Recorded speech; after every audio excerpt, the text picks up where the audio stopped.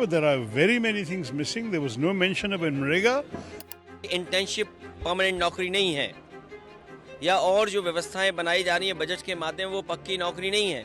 It is a budget to bribe two of the alliance partners, that is Bihar and Andhra. This is a very progressive budget.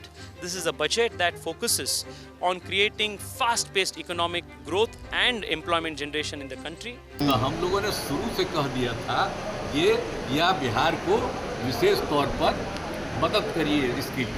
But there are very many things missing. There was no mention of MNREGA. There was no mention of any serious measures to improve the income of the bottom 40% of our population whose incomes have gone down. There was very little addressing of the inequality in our situation in our country today. Very little done to give reassurances to all of us who have been worried about the failures and limitations in this government's economic approach.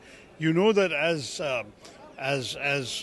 far as development is concerned, there was no mention of public health expenditure, no mention of education expenditure, all of which should have been increased significantly. So there is a lot more missing than we heard today. Internship permanent नौकरी नहीं है, या और जो व्यवस्थाएं बनाई जा रही हैं बजट के माध्यम वो पक्की नौकरी नहीं है. समाजवादी पार्टी का मानना है कि बजट के माध्यम से जब जनता ने आपको तीसरी बार चुन करके भेजा है तो पक्की नौकरी के लिए क्या इंतज़ाम है.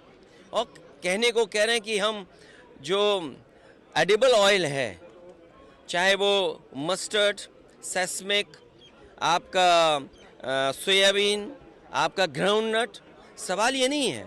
सवाल ये है कि बाज़ार को आपने 10 साल किसकी मदद की जिससे बाज़ार में वो खाने पीने का रिफाइंड तेल भर गया जो बाज़ार में आज पक्की तरीके से खड़ा है.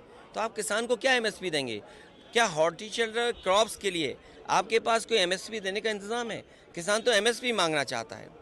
This budget of 2024 is a failed budget. It is a zero warranty budget. It is a budget to bribe two of the alliance partners, that is Bihar and Andhra. It is not a union budget, it is a Bihar and Andhra budget. This budget is bribing of coalition partners before this government implodes. We, the All India Trinamool Congress, have protested against this anti-Bengal budget. हम लोगों ने शुरू से कह दिया था ये या बिहार को विशेष तौर पर मदद करिए इसकी. अब उसी में उन लोगों ने कई चीज़ों का मदद करने का घोषणा कर दिया था. ओवरऑल हम लोग कहना था कि भाई असल चीज़ है कि हम लोगों को जो हम लोग इतना काम कर रहे हैं तो उसमें अगर केंद्र से बहुत सारे चीज़ों में और ज़्यादा अतिरिक्त मदद मिलेगा तो फायदा होगा. ये तो हो ही रहा है.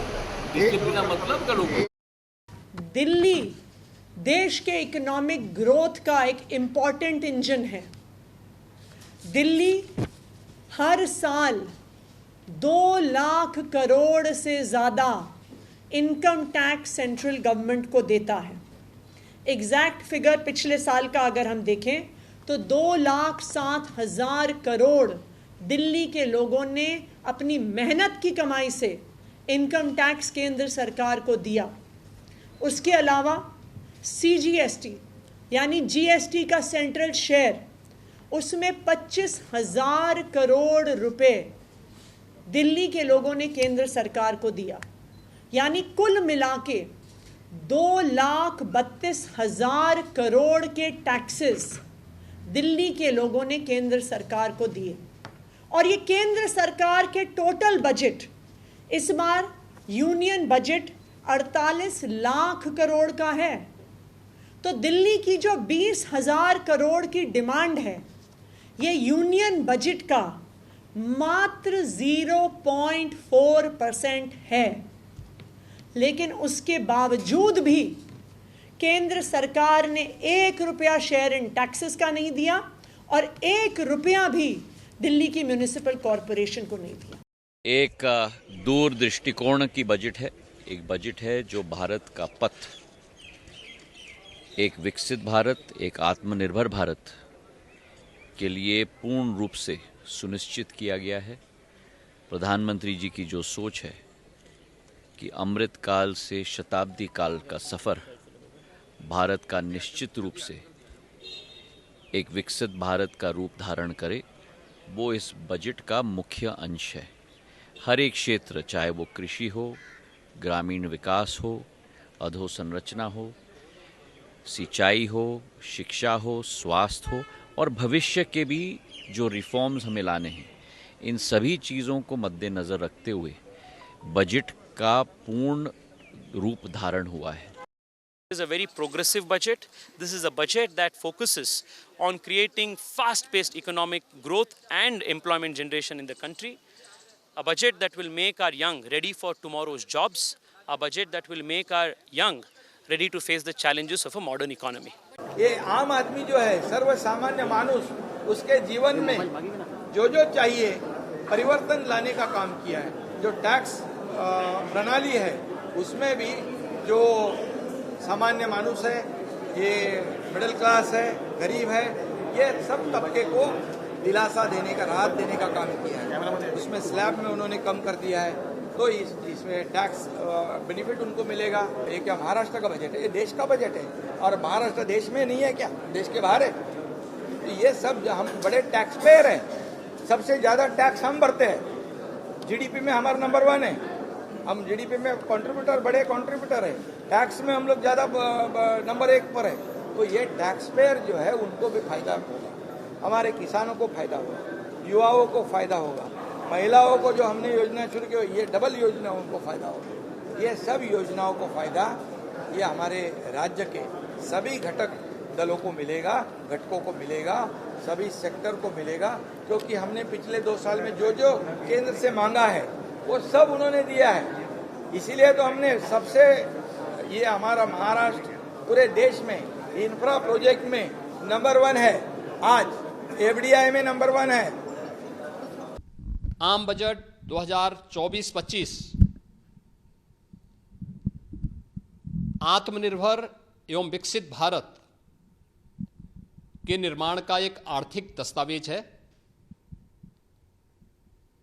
इस आम बजट में अंत्योदय की पावन भावना, विकास की असीम संभावना और नवोन्मेष की नवदृष्टि है। इस आम बजट में अन्नदाता किसानों की समृद्धि के लिए 1,52,000 करोड़ रुपए, कृषि और सहायक सेक्टर के लिए, महिला सशक्तिकरण के लिए 3 लाख करोड़ रुपए से अधिक का प्रावधान किया गया है। स्वाभाविक रूप से आधी आबादी, देश के सबसे बड़े राज्य उत्तर प्रदेश की आधी आबादी इससे सर्वाधिक लाभान्वित होने वाली है। युवाओं के लिए लाखों नौकरियों के साथ साथ मध्यम वर्गीय परिवार के लिए